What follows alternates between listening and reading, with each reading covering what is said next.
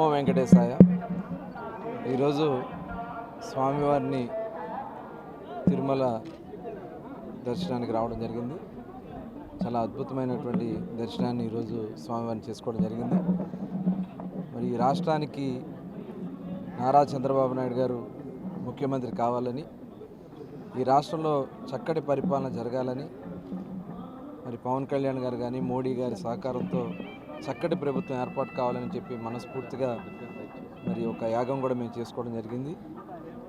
ఆ యాగం సంపూర్ణం జరిగింది. దానికి స్వామివారికి మరి ఆ రోజున మేము అనుకోవడం జరిగింది.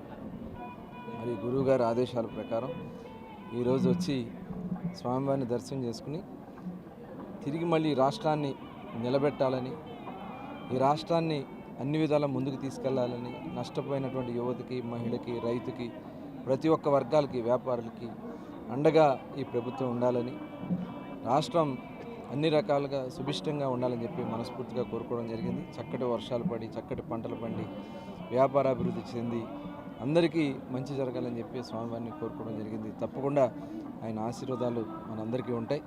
అందరూ కూడా సంపూర్ణంగా ముందుకెళ్లాలని చెప్పి మనస్ఫూర్తిగా కోరుకుంటూ మరొకసారి ఆ స్వామివారిని మరి వేడుకుంటూ అందరికీ నమస్కారం. నమో వెంకటేశాయ. For more videos like this, subscribe Big TV channel.